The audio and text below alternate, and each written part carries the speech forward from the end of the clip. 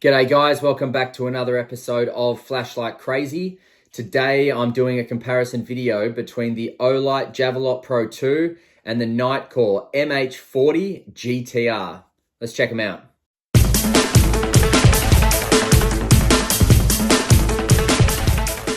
So let's take a look at them up close and we'll just see what they look like. So we'll take the Olight first. So the Olight Javelot Pro 2. Now, starting off at the head, we do have an SFT 70 LED embedded down that enormous and wide smooth reflector. We've got this blue bezel, which kind of looks like crocodile teeth a little bit. Enormous head, very, very nice, gorgeous heat sinks. And then comes to the side switch. One of my favorite things about this side switch is that click it once and it'll give you your battery level. So see that there, comes up to full, and then press and hold and it turns on, and then you see what level it's on. Single click tells you it's gone up, single click, gone up, single click, gone up. One of the easiest UIs out there, and then press and hold to turn it off. Absolutely brilliant. Love this, this side switch on the Javelot Pro 2. Now, battery pack. So battery pack is this. And if I just remove the tail cap. So that there is the battery pack.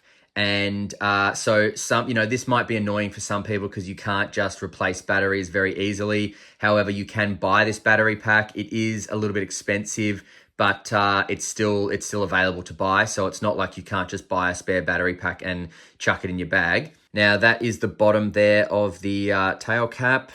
So switching that on, very smooth threads, nice O-ring down there as well to protect it. That's the contact at the head.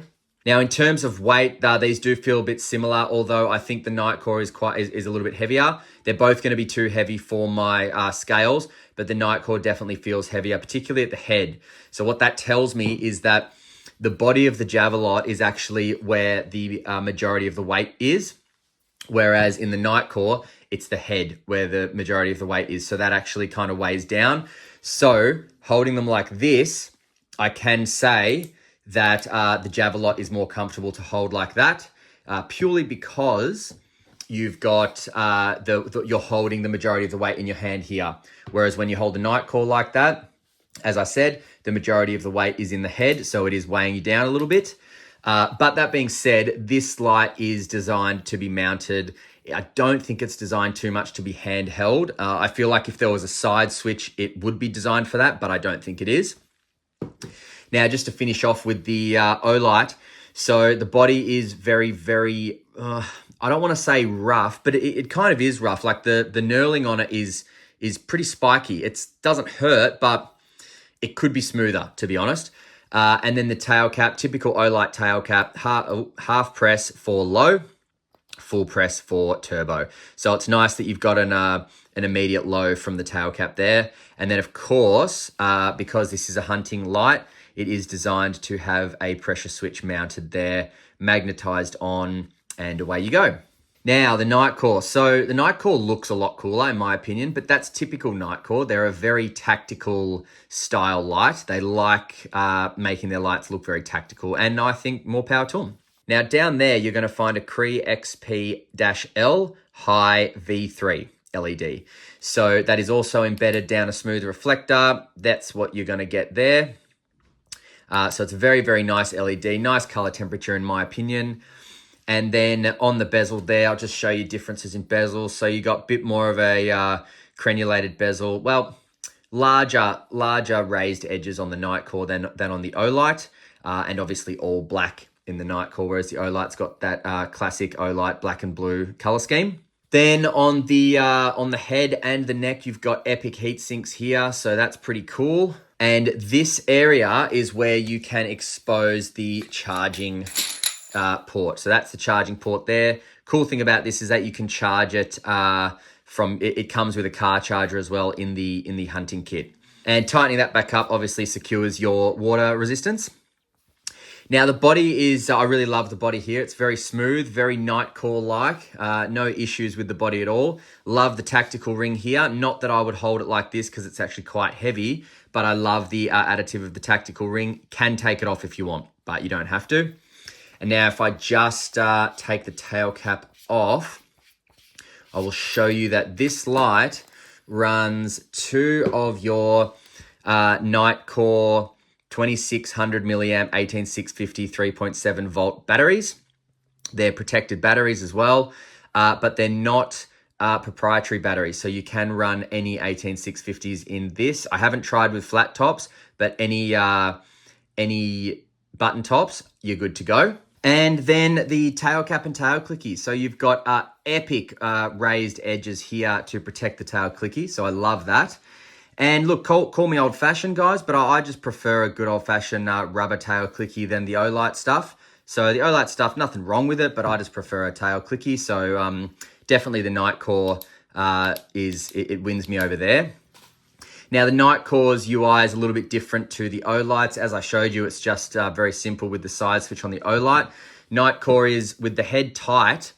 Every time you hit that button, it's going to come on your turbo. And then if you loosen the head and the neck, when you hit that, it's going to cycle through outputs. So there's SOS, off and on, there's strobe, off and on, there's turbo, off and on, there's medium, off and on, there's low. And then tighten the head back up, back to turbo. So cool UI, I like it. Does seem like this light is, mainly for a rifle mount. It doesn't seem like it's meant to be really held like that. Although you can hold it, you can use this as a searchlight, no worries, but definitely love this as a hunting light. All right, so in terms of outputs, let's go the Olight first. So press and hold to turn it on, comes on in low. Now, low mode is 15 lumens, and that's gonna last for 12 days. Then cycling up, you've got medium mode, that's 150 lumens, which is gonna last for 32.5 hours. Cycling up again, you've got high mode, which is 600 lumens.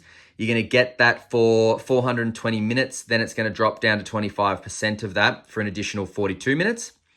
Then cycling up, that is your turbo, 2,500 lumens of sheer craziness. And you're gonna get that for 5 minutes straight. Holy mackerel. Then that's going to drop down to 40% of that for 180 minutes, so 3 hours. Then it'll drop down to 24% of that for a further 27 minutes. Single click brings it back to number 1 or to low, and then press and hold turns it off. Your tail cap, half press gets you to low mode 15 lumens, and full press gets you to 2,500 lumens. That is it in terms of UI and outputs for the Olight Javelot Pro. Big plus for me in the simplicity of this light. Pure and simple, just magnificent. Really, really magnificent. Now, the Nitecore. So the Nitecore has actually less than half of the lumens on turbo, so this may be a bit of an unfair comparison, but they're both hunting lights, so I wanted to see how they go. So that there is 1,200 lumens, which you'll get for 2 hours.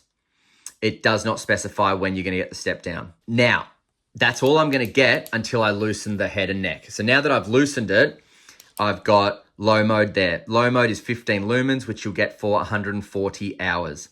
Then off and on, that is SOS, unspecified amount of time, but 1,200 lumens. Off and on, strobe, also 1,200 lumens. Off and on, high. High is 380 lumens, which you'll get for 6 hours and 15 minutes. And then off and on again, medium is 100 lumens, which you'll get for 27 hours. So it goes high, medium, low, SOS, strobe. Whoop, strobe. Tighten up the head, and you get your turbo 1,200 lumens of straight light.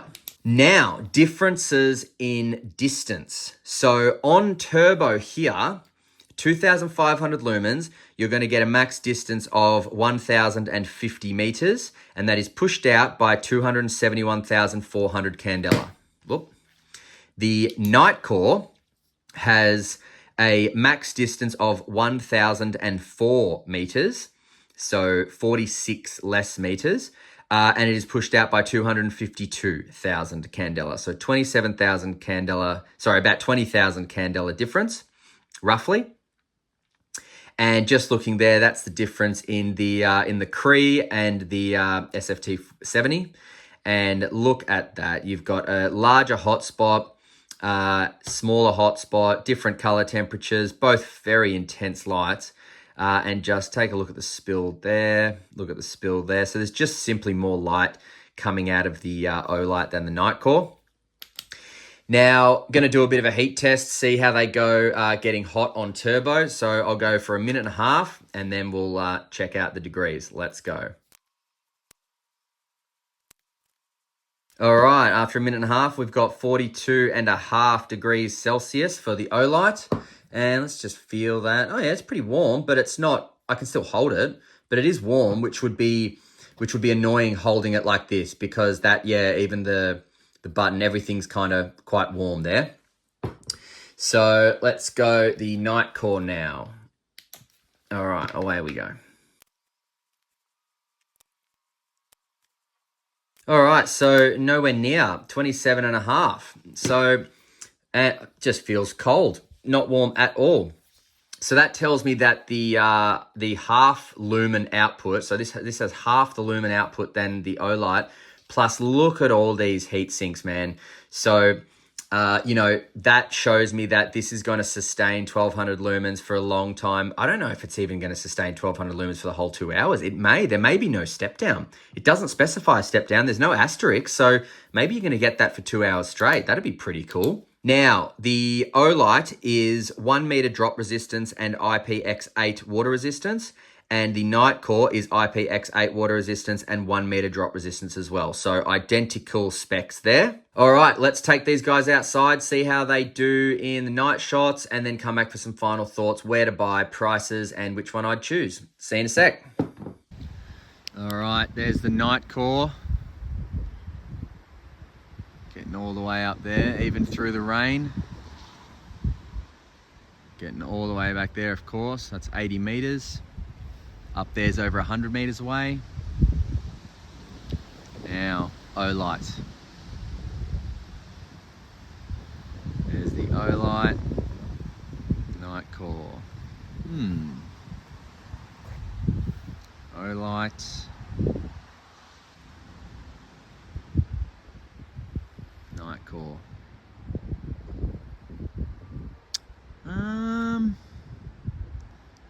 That's a tough one. Looks like, okay, so the Olight has a more distinct hotspot. Nitecore has a smaller and softer hotspot. But in terms of reach, the Olight's probably got it actually. Okay, so definitely one thing we cannot argue is that the Nitecore has a more light is directed to the hotspot because there's less light in the spill, whereas there's just more overall light coming out of the Olight. Absolutely, that's the Olight there. Let's go up again. Olight, Nitecore. Olight, Nitecore. Yeah, you can see more with the Olight. You can. I know it looks foggy, but that's because it is foggy. But you can see more with the Olight just because it's got a bigger hotspot. Nitecore's getting it with ease. I mean, it's not getting it, but you can see more with the Olight. You just can. But the Nitecore pinpoints better at a target, I think, just because it's got that tighter hotspot. But great lights, both of them. Sensational. Oh, there's a rat. Look at that.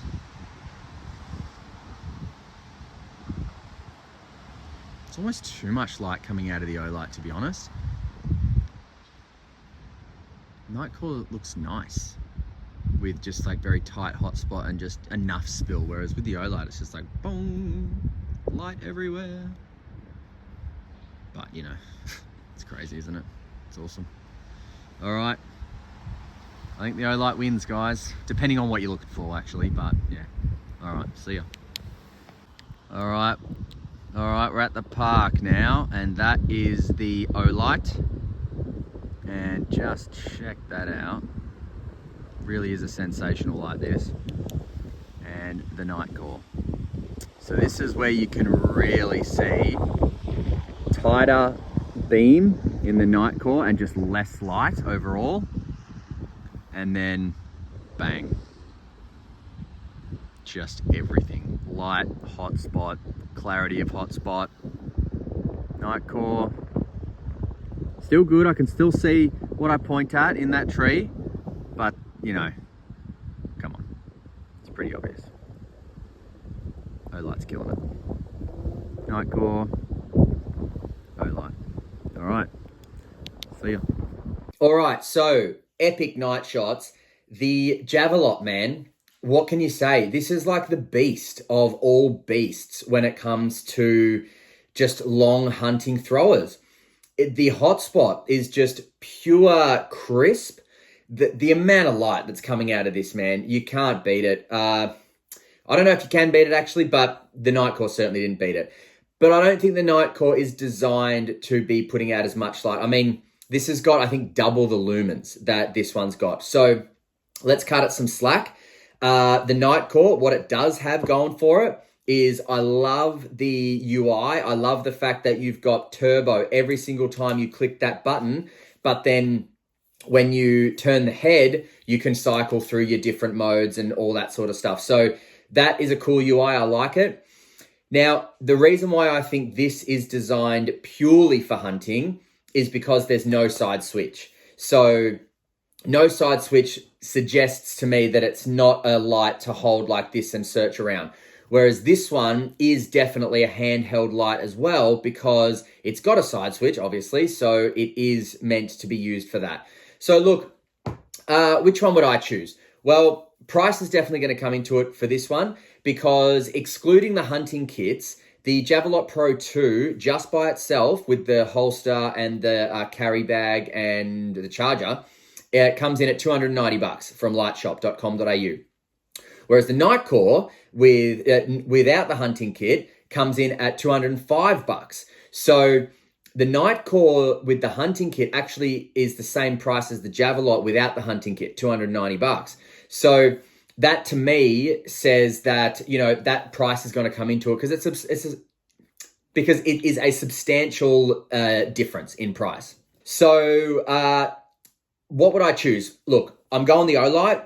I'm going the Olight because of its performance, absolutely. But what I'm going to do is I'm going to review the MH40 GTR up against the Javelot Turbo because the Javelot Turbo has got similar lumens to the Nitecore, to this Nitecore. So let's see how those two go up against each other because honestly, I feel like this comparison was just a little bit unfair. I feel like the lumen output is just it's blowing this one away, so it's making it look not as good as it actually is. This is a brilliant, phenomenal light. So for that reason, I don't want to discount the Nitecore just because the Javelot blew it away in the night shots, because again, the batteries, two 18650s, it can take any 18650s. So that's an important thing to remember about this light as well. You can chuck in some 18650s, you can have spare 18650s. Not that you can't have a spare Javelot battery in the pack, but I think this battery is a lot more expensive than two 18650s, but don't quote me on that. I'll have to check that. Anyway, check them out at Light Shop. I will link them in the description. And as usual, guys, thanks very much for watching. Stay cool and stay safe. See ya.